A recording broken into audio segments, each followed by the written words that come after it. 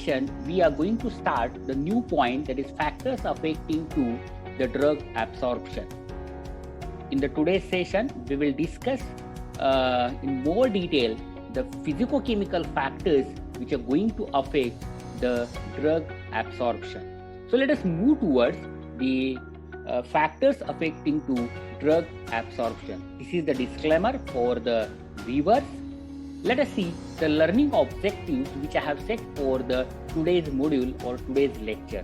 So after learning this module, you will be able to understand sequence in events in the absorption of orally administered drug from the gastrointestinal tract.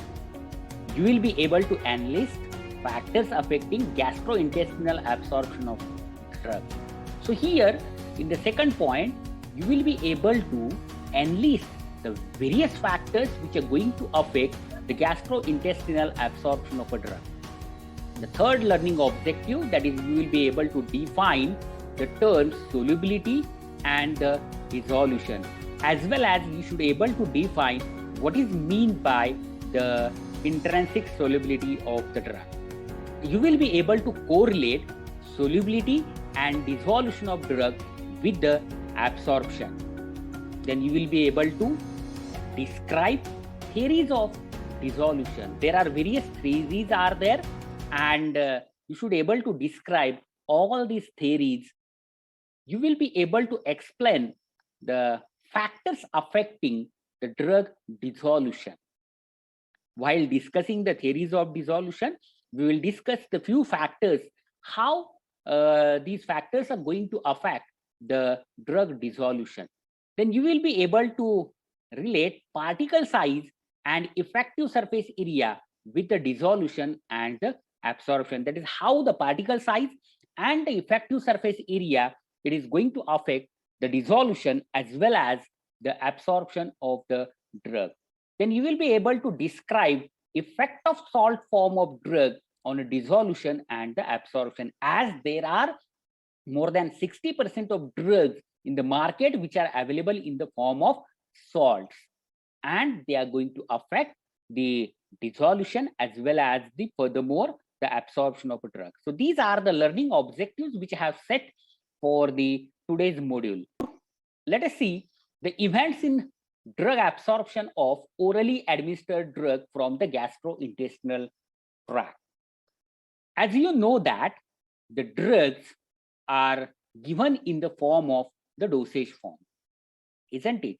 When it reaches to the stomach or gastrointestinal tract, the formulation, it is going to be disintegrated, and furthermore it is going to be exposed to the gastrointestinal fluid, isn't it? Then it is going to be dissolved into the gastrointestinal fluid, and rate limiting step for the dissolution of drug.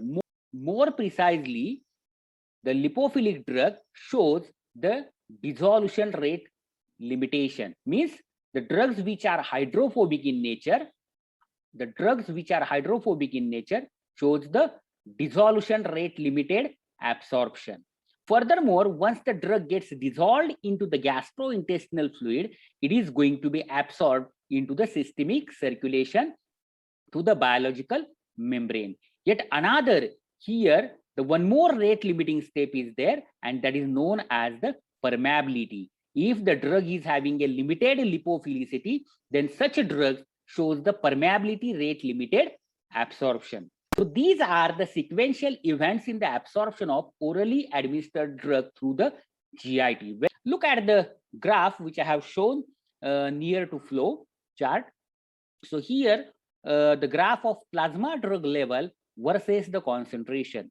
As drug is given by the oral route of administration, initially there is a rapid rise in a plasma concentration, isn't it? That's why there is an increase in a PDC, and furthermore there is a decline in a plasma concentration. Whatever the first part is there, it is known as the absorption phase. This is the peak concentration. Here it's a peak time. This is the post absorption phase, and this is the elimination phase, isn't it? Moving towards the factors affecting to drug absorption. factors affecting to drug absorption furthermore divided into the pharmaceutical factors and the patient-related factors. Pharmaceutical factors are furthermore divided into the physicochemical properties of the drug and the dosage form related factors. So these are the important factors which are going to affect the absorption of a drug from the gastrointestinal tract. As you know that just we have discussed, the absorption of a drug is either dependent on the dissolution of the drug in the gastrointestinal tract or the permeability of the drug through the biological membrane in the gastrointestinal tract. That is, it is either dissolution rate limited or the permeability rate limited. So we are correlating all these factors related to the permeability and the dissolution of the drug. First, the very first, that is the physicochemical properties of the drug. So the physicochemical properties of the drug, like drug solubility and the dissolution rate, then particle size and effective surface area, polymorphism and amorphism, then salt form of drug, then lipophilicity and pH partition hypothesis, then pK of drug and gastrointestinal pH, then drug stability and stereochemical nature of the drug, which are going to affect the absorption of a drug from the gastrointestinal tract. So all these are the physicochemical properties of the drug which are going to affect the absorption of a drug from the gastrointestinal tract. Either it may be the dissolution rate limited or it may be the permeability rate limited. So this is about the physicochemical properties of the drug. We will discuss in detail later on all these physicochemical properties of the drug, how these are going to affect the absorption of a drug. Moving towards the dosage form related factors. Dosage form related factors like the disintegration time related with the tablets or the capsule, then the dissolution time, then the manufacturing variables, then pharmaceutical ingredients like excipients or adjuvants which are used in the formulation, the nature and type of the dosage form, and finally the product age and storage condition which are going to affect the absorption of a drug from the gastrointestinal tract. And then last one, that is a patient related factors. Patient related factors like age, gastric emptying time, intestinal transit time, gastrointestinal pH, disease state, then blood flow through GIT, gastrointestinal content like presence of other drugs, then the presence of food, presence of some fluid, and some gastrointestinal content which are going to affect the absorption of drug from the gastrointestinal tract. Then the contact time with the gastrointestinal mucosa, then pre-systemic metabolism including the gut wall enzymes and the hepatic enzymes, and lastly the route of administration. So these are the some of the factors which are going to affect the absorption of a drug from the gastrointestinal tract. So the various factors which are going to affect the absorption of a drug from the gastrointestinal tract, which are divided into the pharmaceutical factors and the patient related factors. Pharmaceutical factors are furthermore divided into the physicochemical properties of the drug and the dosage form related factors. Let us move towards the physicochemical properties of the drug. Very first one, that is the drug solubility and the dissolution rate. Initially, we will discuss the drug solubility. Then first question in mind, what is mean by the solubility? Without discussing the solubility, it becomes very difficult to correlate how it is going to affect the absorption of a drug. So the drug solubility, it is nothing but the maximum amount of solute dissolved in a given solvent under the standard conditions of temperature, pressure, and pH. That is known as the drug solubility. It is a static property. So the drug solubility, it is nothing but a maximum amount of solute dissolved in a given solvent under standard conditions of temperature, pressure, and pH. So it is the static property. For the absorption of a drug, the drug should have the sufficient solubility. Unless and until it is not going to be dissolved into the gastrointestinal fluid, it is not going to be absorbed. So whatever the drug, it should have the sufficient solubility in the gastrointestinal fluid. So the drug should have the solubility more than 1% weight by volume are dissolved well in the gastrointestinal tract. Keep in mind, the 1% weight by volume solubility is required for any drug in order to absorb into the systemic circulation from the gastrointestinal tract. Insoluble drug shows the dissolution rate limited absorption. Because take the example of griseofulvin or spironolactone, these drugs are having the low solubility and shows the dissolution rate limited absorption. As whatever quantity of drug it is going to be dissolved, same amount it is going to be absorbed into the systemic circulation. It is due to the limited solubility of drug in the gastrointestinal fluid. As I have said that there are various drugs are there which are available in the salt form of drug in order to improve their solubility. One more important thing is that if we have given the drug as it is, the basic drug, it is going to form salts in the stomach. As stomach pH, it is acidic, whereas the acidic drug forms salt in the intestine, and they are going to dissolve well in the gastrointestinal fluid. This is one of the approach to improve the solubility of drug, that is the salt formation. So the solubilization of aspirin, this is one of the example. Aspirin, which is enhanced by addition of a alkaline buffer in the formulation in order to improve the absorption of the aspirin by dissolution. By considering the solubility and permeability, Amidon et al. Proposed the BCS classification system, and which is widely used considering the solubility and the permeability of drug. And furthermore, the drugs are classified into the class 1 drug, class 2 drugs, class 3 drugs, class 4 drugs. Class 1 drugs means the drugs which are having the high solubility and high permeability. For example, metoprolol tartarate. Metoprolol tartarate, it is categorized under the class 1 drug. It is having a high solubility as well as the high permeability. Then the second category, that is the class 2 drugs. Class 2 drugs have the low solubility and the high permeability. Here the example is the diclofenac sodium. Diclofenac sodium, it is having a low solubility and the high permeability. Then the class 3 drugs, which are having the high solubility and the low permeability, and class 4 drugs which are having a low solubility and a low permeability, for example, acyclovir. So in this way, it is possible to correlate the solubility of drug with respect to the absorption of the drug. Moving towards the drug dissolution. Before starting the discussion, there is a need to understand what is meant by the dissolution.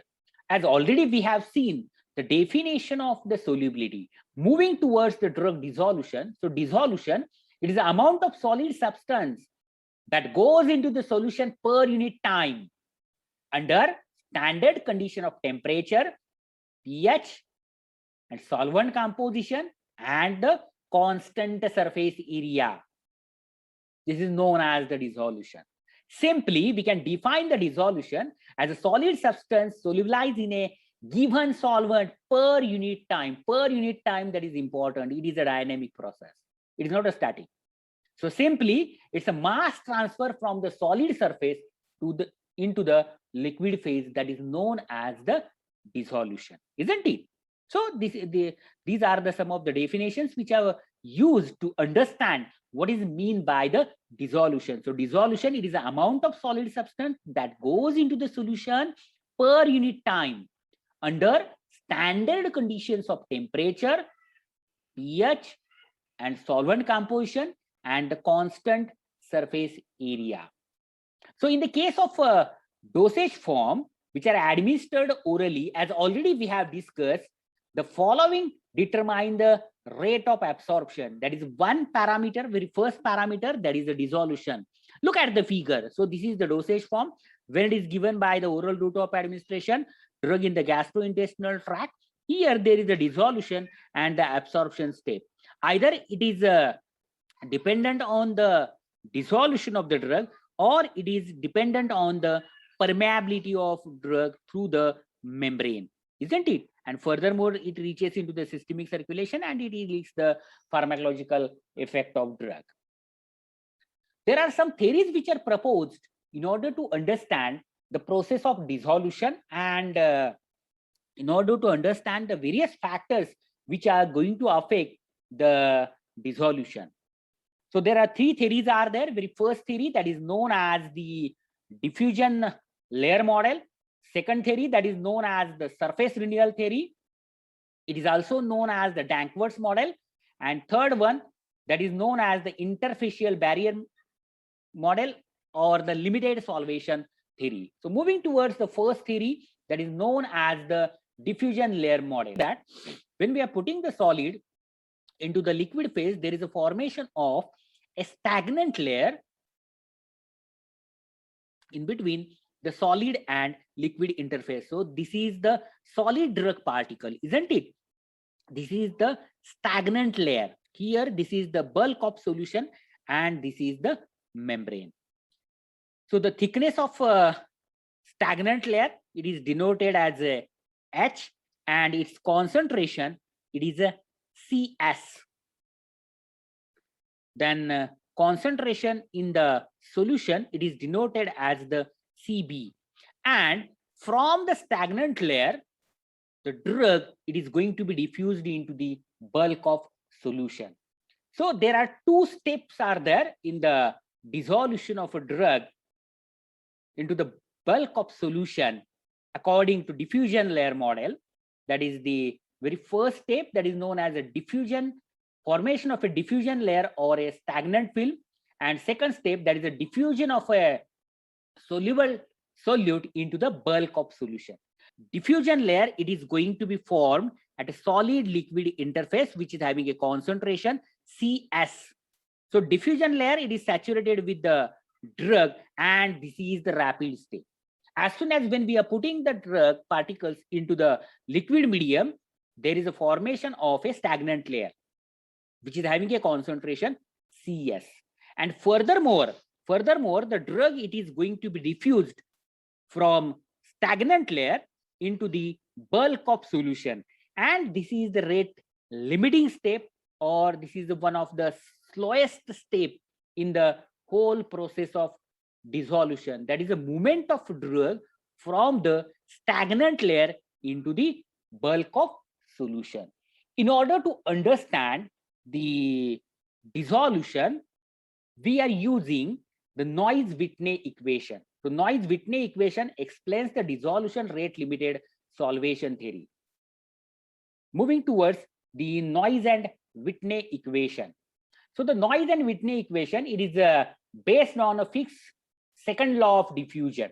That is dC by dt is equal to KCS minus CB. As all of you are aware about, CS is the concentration of drug in the stagnant layer. CB is the concentration of drug in the bulk of solution.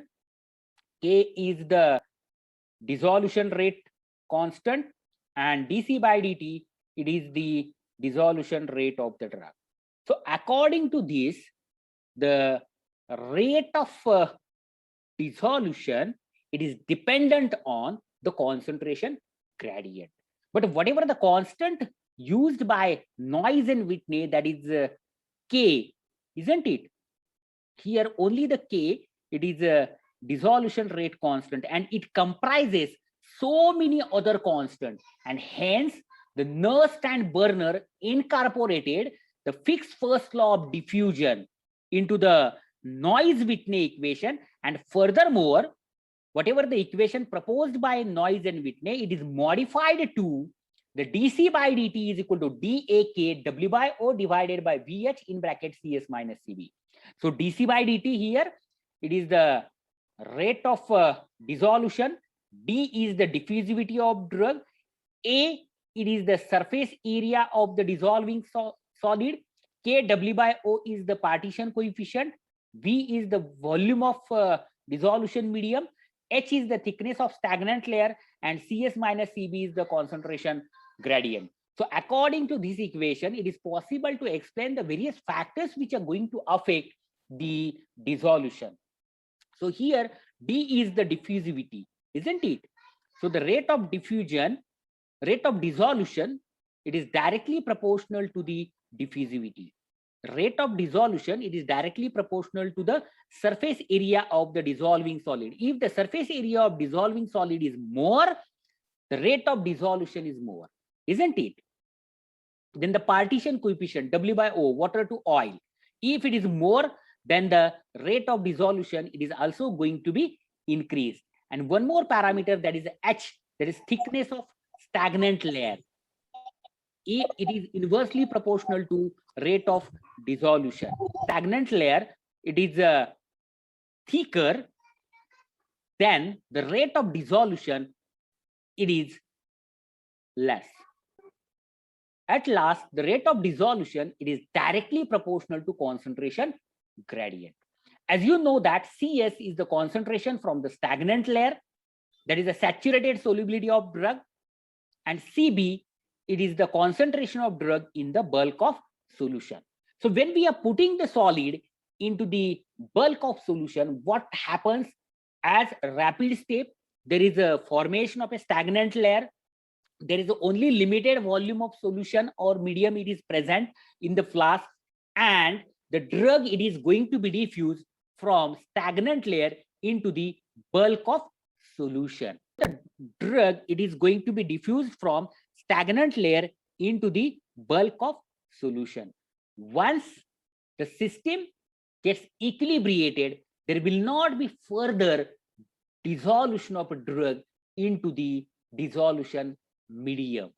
And in such a condition, it is said to be the dissolution of a drug in a non-sink conditions, isn't it? And it is going to follow the first order. Generally, in a vitro situation, whatever we are performing the dissolution in the vitro, it is said to be the non-sink condition. And we have to suppose to maintain the sink condition in order to minimize the effect of the concentration gradient. In the sink condition, if sink conditions are maintained, how it is to be maintained?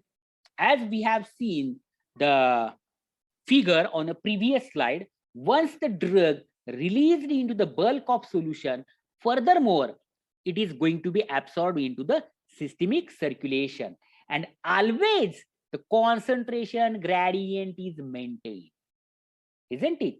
In VO situation, and in such condition, the sink conditions are maintained. In such situation, the sink conditions are maintained, and CB becomes a 0, and it is going to follow the 0 order kinetics. So in a VO situation, the dissolution, equation is going to follow the 0 order kinetics. In vitro situation, if sink conditions are not maintained, it is going to follow the first order kinetics. Moving towards the various factors which are going to affect the process of dissolution, already we have discussed. There are so many other factors are also there which are going to affect the dissolution, like all physicochemical properties of the drug, as well as the dosage form related factors. These are going to affect the dissolution of the drug. Related with the equation, the factors which are going to affect the dissolution are, if the higher values of diffusion coefficient, there is a rapid dissolution rate of drug. One more important factor which needs to be considered, that is the viscosity of dissolution media.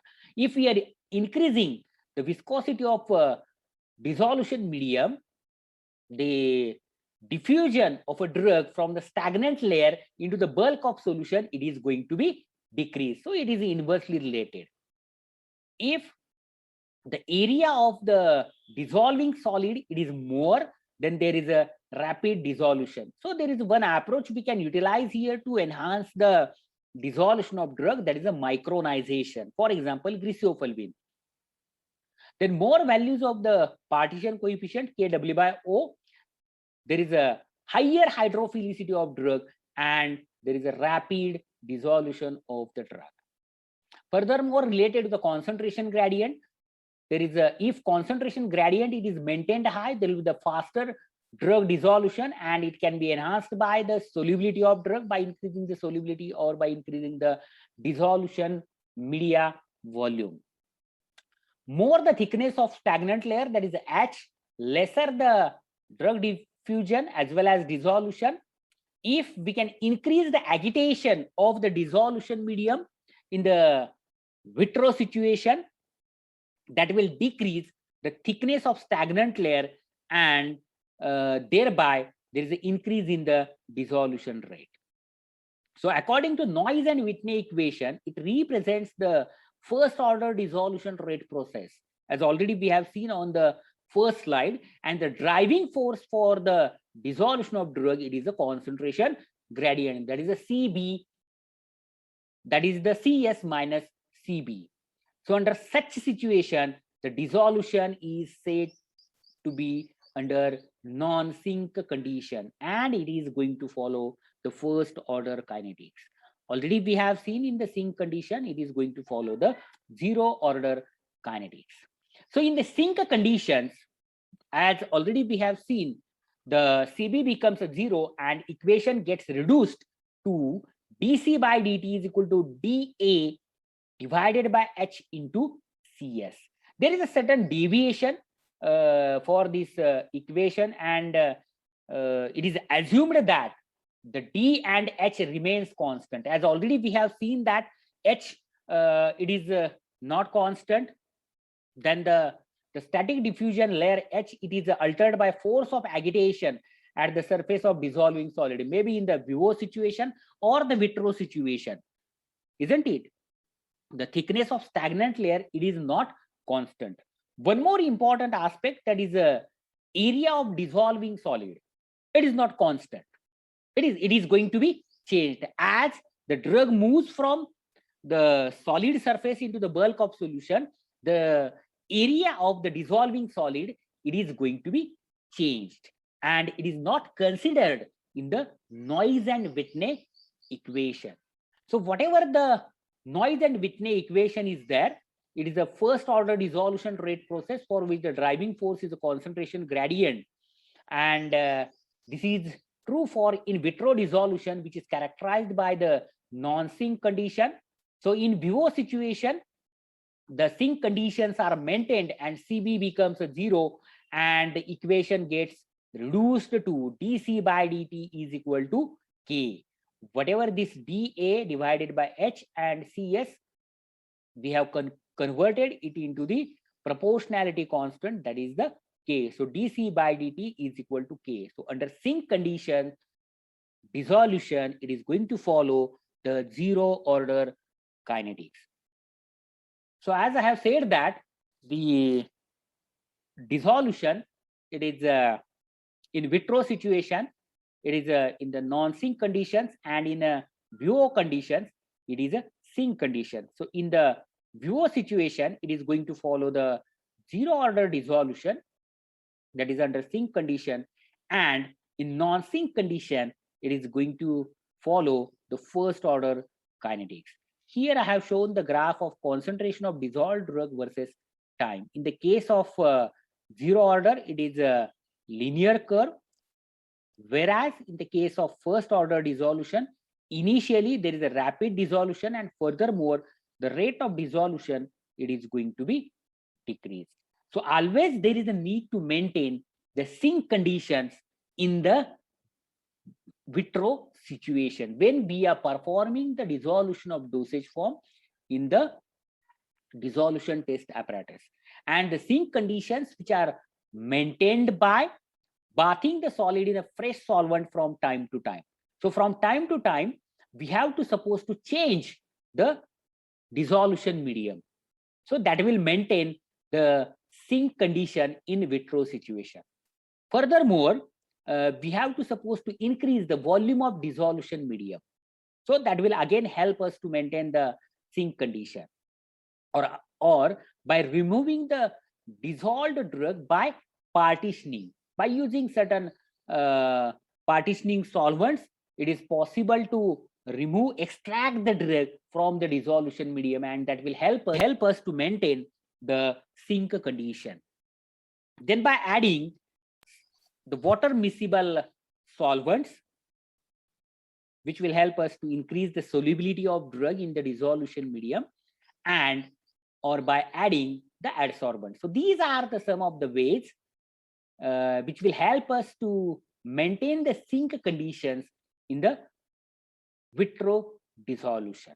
As I have said that in the case of when we are using the Noyes and Whitney equation, the surface area of the dissolving solid, it is considered as a constant. And furthermore, it becomes very difficult to understand the dissolution, or it becomes very difficult to calculate the rate of dissolution. So Hickson and Crowell's proposed a cubic root law, and it takes into account the particle size and change in the surface area, isn't it, by using the mass of the dissolving solid. The equation is cube root of W0 minus cube root of the W is equal to Kt. Kt is the dissolution rate constant. Then W0 is the original mass of drug, while W is the mass of drug remaining to dissolve at a time T. So with the help of this equation, it is possible to get idea about dissolution rate constant when Noyes and Whitney equation, it is not applicable, isn't it? So this is about the diffusion layer model. Moving towards the Danckwerts model. So according to Danckwerts model, when we are putting the dissolving solid into the bulk of solution and we are agitating the solution, there is a formation of the empty packets or the eddy currents in the bulk of solution. Whatever these empty packets are there, which are reached into the solid liquid interface, it gets filled with the drug, and furthermore it reaches into the bulk of solution, and the drug, it is going to be dissolved. The turbulence in the dissolution medium exists at a solid liquid interface. Danckwerts takes into the account the eddies or packets that are present in the agitated fluid, which reach the solid liquid interface, absorb the solute by diffusion, and carry into the bulk of solution. Whatever these formed packets are there, they get continuously replaced with the new one and exposed to the new solid surface each time, and thus this theory, it is also known as the surface renewal theory. So here, this is the bulk of solution. This is the fresh packet of solvent which approaching this solid liquid interface, and furthermore it gets filled with the drug. It is going to be reached into the bulk of solution, and the drug, it is going to be dissolved. So Danckwerts model, it is expressed by the equation V dC by dt is equal to dm by dt is equal to A in bracket Cs minus Cb square root of gamma T. So here the M is the mass of solid dissolved, and the gamma is the rate of surface renewal. A is the surface area, and D is the diffusivity. So this is about the Danckwerts model. Yet another theory is there. Yet one more theory is there, and which does not approve the formation of a eddy currents or formation of a film at a solid liquid interface. And the theory, it is known as, the model, it is known as the interfacial barrier model. So there is an intermediate concentration exists at the interface as a result of solvation mechanism. So here the solvation mechanism and is the function of solubility. The interfacial barrier model, It is expressed by the equation G is equal to Ki in bracket Cs minus Cb, where the G is the dissolution rate per unit area, Ki is the effective interfacial transport constant, and Cs minus Cb is the concentration gradient.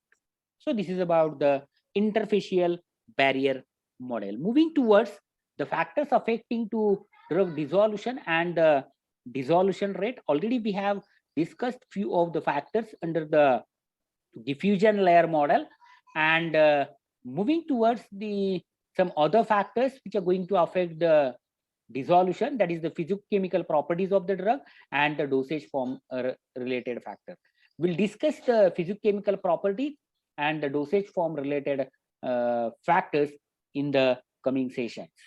How? Because these physicochemical factors as well as the dosage form factors are going to affect the dissolution as well as the absorption of the drug.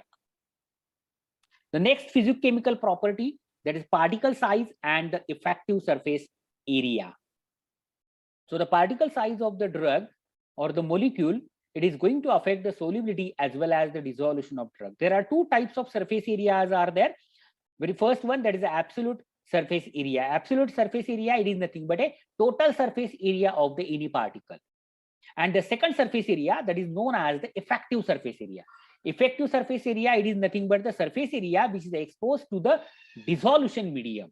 And we require the effective surface area because if we are increasing the effective surface area, that will increases the rate of dissolution as well as furthermore the absorption of drug.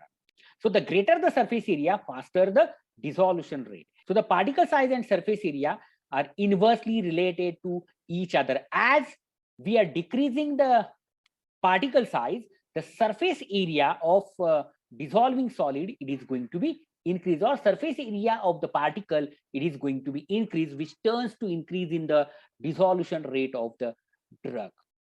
That is, we can decrease the particle size by using the micronization technique, and it is possible to correlate the effective surface area to the dissolution rate because this is the area which is exposed to the dissolution medium, isn't it? And from that the drug molecule gets moved into the bulk of solution.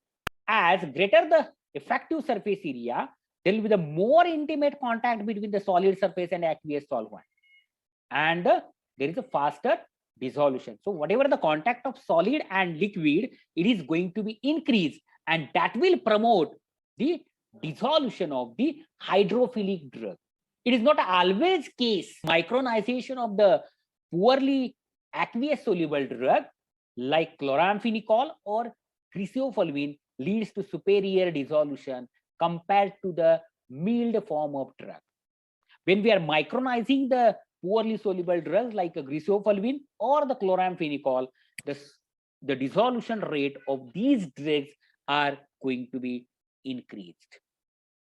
One more important thing it is that we have option to increase the surface area by the milling techniques or micronization technique, isn't it? So you are thinking that the micronization will increase the rate of dissolution, but always it is not possible. Why? Let us see. There are few things are there which needs to be considered. As when we are decreasing the particle size of the drug, it will impart the charge to surface on the particle, and that prevents the wetting of the particle and furthermore decreases the dissolution. The hydrophobic surface of drug absorbs air on their surface and thus leading to inhibition of the wetting. Means whatever the hydrophobic particles are there, they are going to adsorb, or there may be the adsorb air which is present in the solid, and it is going to prevent the wettability of the particle and thereby the dissolution. Furthermore, these particles are going to be reaggregated, and thereby there is a formation of a large particle, or these particles are going to be float onto the dissolution medium, isn't it? So these are the certain things which needs to be considered in order to improve the dissolution of a drug by the micronization. There are certain ways are there by which we can increase the absolute surface area of the lipophilic drug to the effective surface area. In the case of hydrophilic drug, simple milling or micronization, definitely we will get the rise in the dissolution rate. But in the case of lipophilic drug, always it is not possible because of these reasons, that is presence of charge, then some air it is going to be absorbed on the surface, and the formation of the large particles, and furthermore the whole particle it is going to be float on the surface. So there are certain strategies are there which will help us to improve the dissolution rate of the micronized product by using the surfactants like Twin 80, which is going to increase the dissolution rate of the phenacetin by improving the wettability, isn't it? And the second one, that is use of hydrophilic diluents like polyvinyl pyrrolidine, polyethylene glycol, and dextrose, which will cover the lipophilic substance, and this substance becomes hydrophilic by the coating. So these are the two ways by which it is possible to increase the dissolution rate of the lipophilic drug. So this is about the particle size and the effective surface area. Moving towards the salt form of the drug, I have told that the formation of salt form, it is going to increase the solubility as well as the dissolution rate, as more number of drugs are either available as a weak acids or the weak bases. If the drug it is a weakly acidic in nature, it is going to form the salt with the strong base like a sodium and the potassium, isn't it? For example, the barbiturate and sulfonamide, that is the phenobarbital sodium, isn't it? With a weakly basic drug, the strong acid salt is prepared like a hydrochloride or the sulfate salts of alkaloidal drug, that is atropine sulfate, for example. In the case of weakly acidic drug, that is the phenobarbital sodium, and weakly basic drug, that is atropine sulfate. Then why the dissolution or the solubility it is going to be improved in the case of salt form of the drug? Take example of the weak acid. When we are putting these weak acids into the acidic environment, so here this is the salt of weak acid, isn't it? This is the stagnant layer or the diffusion layer. As we have prepared the salt of weak acid with the strong base, isn't it? So whatever formed the stagnant layer is there, it is having the pH 5 to 6.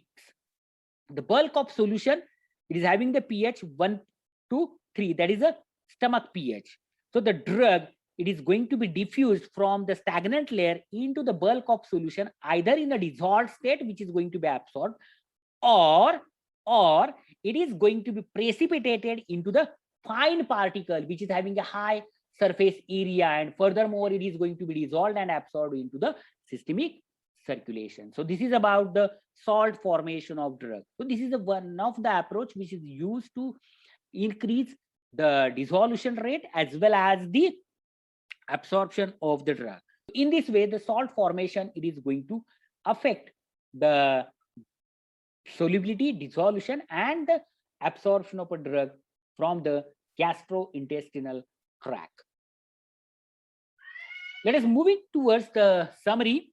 So in the today's session, we have discussed the sequence in events in absorption of orally administered drug from the gastrointestinal tract. We have discussed the dissolution rate limited and permeability rate limitation. Dissolution rate limited, it is related with the lipophilic drug, and permeability rate limited, it is related with the hydrophilic drugs. We have discussed the factors affecting to gastrointestinal absorption of a drug, that is the pharmaceutical factors and patient related factors. Pharmaceutical factors are divided into the physicochemical properties of the drug and the dosage form related factors. Then we have discussed the definition of solubility as well as the dissolution. Furthermore, we have seen the correlation between the solubility and dissolution of drug with absorption. We have discussed the theories of dissolution. We have discussed the various factors affecting drug dissolution. We have discussed the effect of particle size and effective surface area with the dissolution and absorption. Moreover, here the effective surface area is important than that of the absolute surface area. And there are certain ways are there by which we can convert the absolute surface area of lipophilic drug into the effective surface area by addition of surfactants or the hydrophilic diluents. And the last point which we have discussed, that is the effect of salt form of drug on the dissolution, that is by salt formation, which increases the dissolution rate of the drug. Thank you very much.